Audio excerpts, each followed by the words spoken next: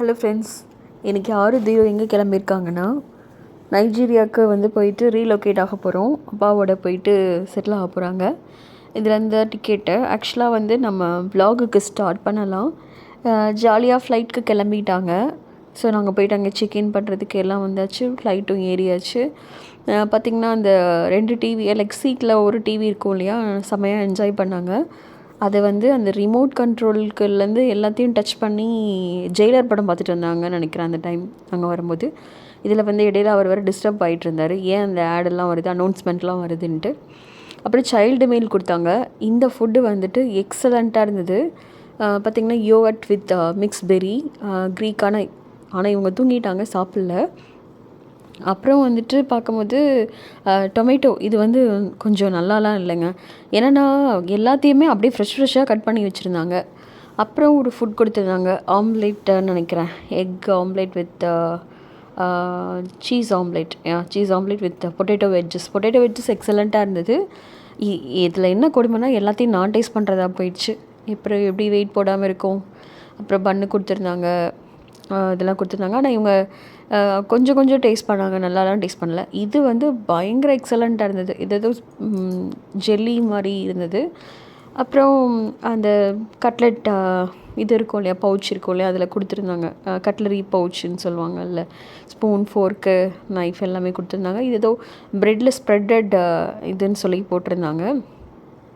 Spreadable item மாதிரி பட்டராக இருக்கும்னு நினைக்கிறேன். பட் நாங்கள் சாப்பிடல. நான் டேஸ்ட் பண்ணி பார்த்து நல்லாவே இல்லை வேறு. சரி, ஓகே அப்படின்னு விட்டாச்சு. அப்புறம் வாட்டர். ஸோ பிரேக்ஃபாஸ்ட் காலையில் துபாயில் போய் கனெக்டிங் ஃப்ளைட் லேண்ட் ஆகிறதுக்கு முன்னாடி இதை தான் பண்ணிகிட்ருந்தோம். இந்த பிஸ்கெட்னும் நல்லா இல்லை, ஓப்பன் பண்ணவும் இல்லை. ஆக்சுவலாக நம்ம கிராக் ஜாக் மாதிரி இருக்க மாட்டிருக்கு. ஸோ இந்த ஓவரால் ஃபுட்டு எவ்வளோ ரேட்டிங் கொடுக்கலான்னா 7 கொடுக்கலாம். ஸோ அப்புறம் 2 கிட்டுக்கு 2 மீல் கொடுத்துருந்தாங்க. அப்புறம் பெரியவங்களுக்கு கொடுத்துருந்தாங்க. எனக்கு ஸ்க்ரம்பிள்டு எக்கு கேட்டிருந்தேன். அப்புறம் அங்கே ஒரு பாயாசம் மாதிரி கொடுத்துருந்தாங்க, எக்ஸலண்ட்டாக இருந்துச்சு. இங்கே இந்த யோகட்லேயே மேங்கோவோடது கொடுத்துருந்தாங்க, அதுவும் சூப்பராக இருந்தது. அதுக்கப்புறம் ஆரஞ்ச் ஜூஸ், எத்தனை வாட்டி ஆரஞ்ச் ஜூஸ் கேட்டாலும் கொடுக்குறாங்க, எத்தனை வாட்டி ஸ்ப்ரைட் கேட்டாலும் கொடுத்தாங்க. நான் போனது நாங்கள் போனது எமிரேட் ஏர்லைன்ஸு. ஸோ ஆனால் ஆரஞ்ச் ஜூஸ் கொஞ்சம் கொடுமையாக தான் இருந்ததுங்க.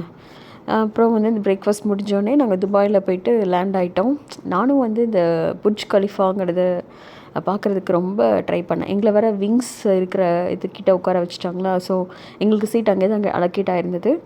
ஸோ எங்களால் ரொம்ப ஃபோக்கஸ்டாக வீடியோ எடுக்க முடியல. அங்கே ஒன்று ஜூம் பண்ணால் ஒன்று தெரியுது பார்த்தீங்களா, ஒரு பில்டிங். அது புர்ஜ் கலிஃபாவாக இருந்துடாதான்னு ஒரு ஆசை, பட் இல்லை. இதான் ஃபஸ்ட் டைம் நம்ம ஒரு ஃபாரின் கண்ட்ரிக்கு லேண்ட் ஆகிறோம். அது ஃபஸ்ட்டு துபாயில் லேண்ட் ஆகிறோன்னு ஒரு ஹாப்பினஸ். ஸோ அந்த டேட்ஸ் கோல்டன் கலரில் இருக்குது பார்த்தீங்களா, அதெல்லாம் ரொம்ப பிடிச்சிருந்தது. இந்த மரம் அது தெரியுதுங்களா, அது நல்லா இருந்தது. அப்புறம் கீழே அது ஏர்போர்ட் மாதிரியே இல்லைங்க, ஆக்சுவலாக அது மால் மாதிரி தான் இருந்தது. ஃபுல்லாக கவர் பண்ணி எடுக்க முடியல. வாக்வே இருந்தது. அதில் நாங்கள் சரி நம்ம ஃபஸ்ட்டு கேட்டுக்கு போயிடலாம் அப்படிங்கிறதுக்காக நாங்கள் சீக்கிரமாக கேட்டுட்டு வந்துக்கிட்டே இருந்தோம். ஸோ ஒரு வழியாக வந்தாச்சு.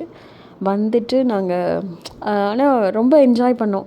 ரொம்ப தூரம், இட்ஸ் அ வாக்கபிள் டிஸ்டன்ஸ். ஆனால் இருந்தாலும் ரொம்ப தூரம் நடந்து வந்த மாதிரியே ஃபீல் ஆச்சு. அப்புறம் ஒரு வழியாக C13 கேட்டு அங்கேருந்து லேகோஸ் போகிறோம். ஸோ பை கைஸ், அடுத்த இதில் பார்க்கலாம்.